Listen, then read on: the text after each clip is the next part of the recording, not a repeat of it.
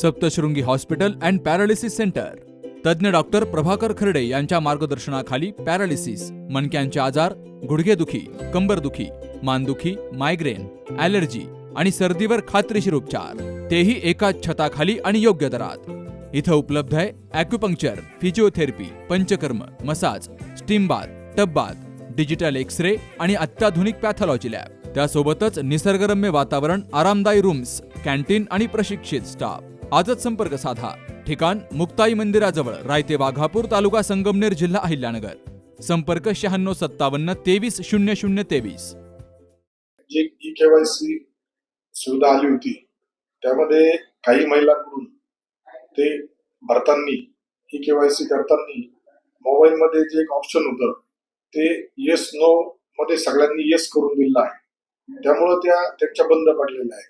तरी याबाबत मी ज्यावेळेस पैसे वर्ग झाले नाही नंतर तत्काळ महाराष्ट्र राज्याचे मुख्यमंत्री आदरणीय देवेंद्र फडणवीस साहेब असेल, उपमुख्यमंत्री आदरणीय एकनाथराव शिंदे साहेब व जिल्ह्याचे पालकमंत्री आमदार राधाकृष्ण विखे पाटील साहेब यांच्याशी पत्रव्यवहार केला आणि चर्चा करून महिला व बालकल्याण मंत्री ज्या आहेत त्यांच्याशी सुद्धा यावर संपर्क साधून माझ्या मतदारसंघामध्ये 18 ते 19 हजार लाडक्या बहिणींच्या केवायसी अभावी पैसे आलेले नाहीत अशी तक्रार नोंदवून त्यामध्ये पुन्हा त्या लोकांना दुरुस्ती करण्यासाठी संधी मिळावी अशी मागणी केली होती।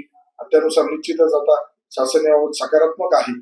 त्या ज्या बंद झालेल्या त्यांना पैसे नाही आले त्यांच्या केवायसी पुन्हा दुरुस्तीमध्ये करून घेतल्या जातील अशा पद्धतीने शासनाने सूचना दिल्या आहेत।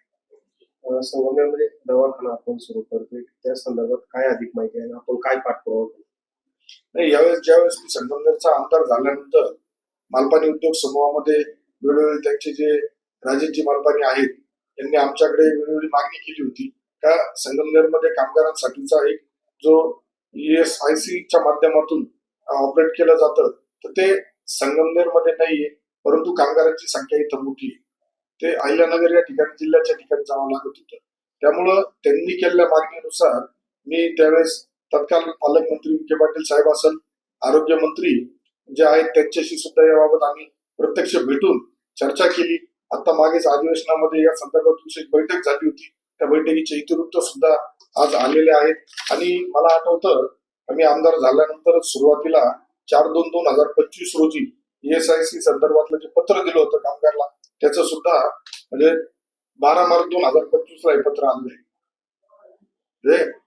जे कोणी आज काही सांगण्याचा प्रयत्न करत असेल तर निश्चितच मालपानी उद्योग समूहाचे जे राजेशजी मालपानी आहेत हे आपल्याला याबाबत वस्तुस्थिती सांगू शकतील। त्या खरा पाठपुरावा कोणी केलाय, किती वर्षापासून याच्या मागे पाठपुरावा सुरू होता आणि कशा पद्धतीने आज संगमनेरच्या कामगारांना त्या सेवा केंद्राचा लाभ होणार आहे। आपल्या डोळ्यांची काळजी घेणारं पोखरकर नेत्रालय आता नवीन ठिकाणी सुसज्ज आणि अद्ययावत स्कायलाइट मल्टी स्पेशालिटी हॉस्पिटलमध्ये। डोळ्यांचे विविध आजार, ऑपरेशन्स आणि उपचार आता एकाच ठिकाणी। मोतीबिंदू, काचबिंदू आणि medical retina specialist doctor Santosh Kishor Pokharkar करणार आपल्या डोळ्यांच्या सर्व समस्यांचं परिपूर्ण समाधान। ठिकाण स्कायलाइट मल्टी स्पेशालिटी हॉस्पिटल, देवाचा मळा, बालाजी अपार्टमेंट जवळ, संगमनेर। संपर्क 02425 29 91 90 आणि 8108 17 63 65।